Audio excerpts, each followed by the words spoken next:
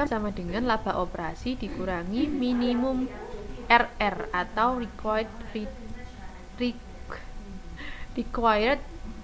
rate of return dikalikan investasi. Kelebihannya yaitu memotivasi untuk berinvestasi. Yang kedua, dapat melakukan penyesuaian tingkat pengembalian yang diinginkan. Yang ketiga, menetapkan tingkat kembalian yang berbeda untuk tipe aset yang berbeda. Di sini contohnya untuk menghasilkan residu digunakan tingkat kembalian minimum atau minimum RR sebesar 14%. Angka 14% dapat diambil karena ROI kedua divisi berada di atas 14%. Jadi untuk tahun 2008 RI sama dengan 3.600.000 dari laba operasi dikurangi 14% kali 20 juta, yaitu sama dengan 800.000. Kalau 2009 sama dengan 1.200.000. Tinggal dimasukkan rumusnya saja.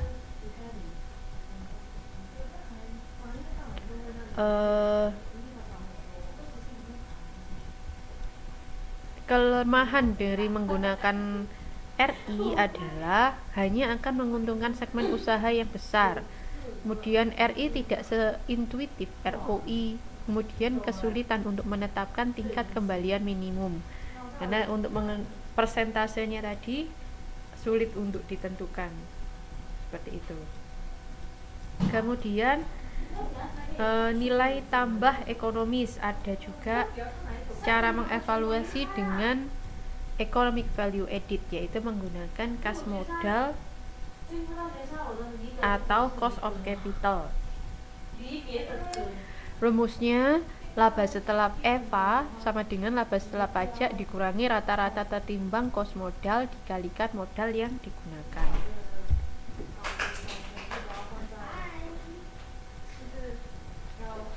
Atau seperti ini, WAAC kali modal yang digunakan.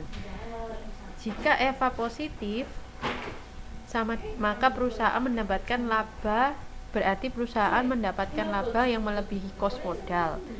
Maka investasi akan menambah kekayaan perusahaan.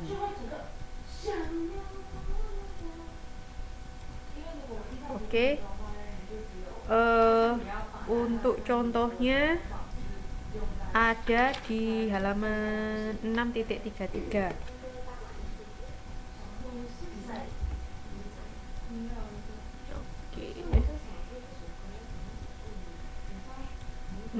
Di situ contohnya PT Eldivo ada dua pendanaan, yaitu 40 juta obligasi jangka panjang, tingkat bunganya 9%, dan 120 juta saham biasa. Tarif pajaknya 40% dengan tingkat bunga ORI 6%. Maka WACC-nya, jadi kita mencari dulu WACC-nya untuk menghitung EVA-nya. Kalau obligasi WACC-nya 0,0135, sedangkan untuk ekuitas adalah 0,09. Maka totalnya adalah 0,1035. Oke. Oleh karena itu, jika modal yang digunakan sebesar 200 juta, maka cost of capital sama dengan 200 juta kali 10,35%. 0,1035 itu tadi dijadikan persen, WACC-nya bisa dijadikan persen, sama dengan 20.700. Maka jika laba perusahaan setelah pajak sebesar 35.800, maka EVA-nya sama dengan laba setelah pajak dikurangi kos modal sama dengan 15.100 di halaman 6.34. Oke. Ini cara berikutnya untuk mengevaluasi. Kemudian ada juga dengan menggunakan balance scorecard, sistem yang menerjemahkan dan mengaitkan antara strategi, pelanggan, produk, dan sumber daya perusahaan. Untuk pengukuran kinerja tradisional, fokus pada aspek keuangan, tidak menganggap penting investasi jangka panjang. Oleh karena itu, balance scorecard dibutuhkan.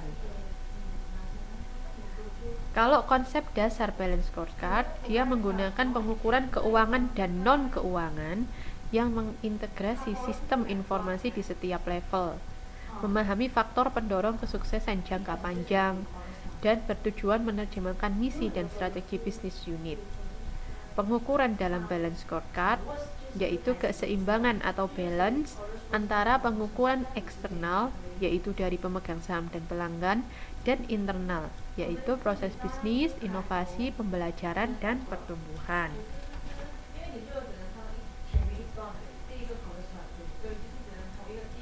Ada beberapa perspektif dalam balance scorecard, yaitu perspektif keuangan, pelanggan, proses, dan pembelajaran dan pertumbuhan atau infrastruktur.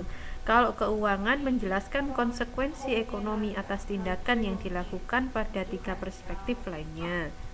Kalau pelanggan mendefinisikan segmen pasar dan pelanggan di mana unit bisnis akan bersaing. Kalau yang proses menjelaskan proses internal yang diperlukan untuk memberikan nilai pada pelanggan dan pemilik. Kalau perspektif pembelajaran dan pertumbuhan atau infrastruktur mendefinisikan kemampuan yang dilakukan organisasi untuk memperoleh pertumbuhan jangka panjang dan perbaikan.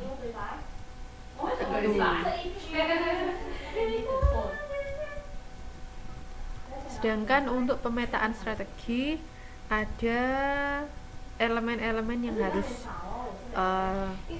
diperhatikan, 4 perspektif yang harus diperhatikan, yaitu kinerja keuangan, sukses dengan pelanggan, proses internal, dan aset tidak berwujud. Ini silakan teman-teman baca, ada di halaman 6.37. Jadi lebih banyak materi di sini, silakan dibaca teman-teman. Di modul 6 ini ada beberapa rumus dan banyak teorinya.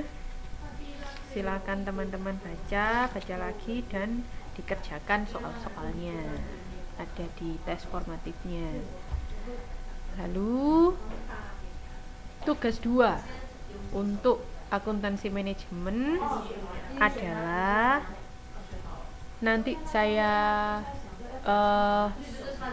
kirimkan di grup ya. Jadi ada satu file nanti dalam PDF akan saya kirimkan, saya lampirkan di grup. Silakan di-download dan dikerjakan. Dikumpulkannya bareng dengan tugas lainnya, yaitu saat TTM kedua, pertemuan kedua. Oke. Sampai di sini ada yang ditanyakan?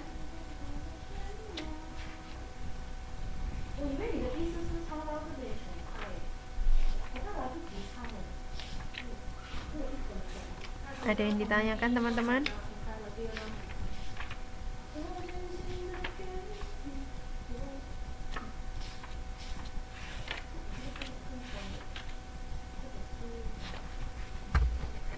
Sudah jelaskah?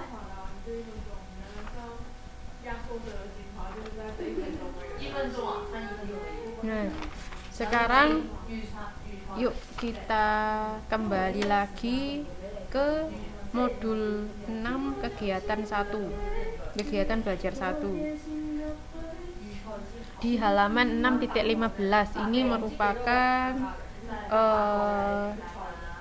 mengenai pengawasan antara aktual dan realisasi aktual dan anggaran di soal 2. Ayo kan ceritanya ini departemen perakitan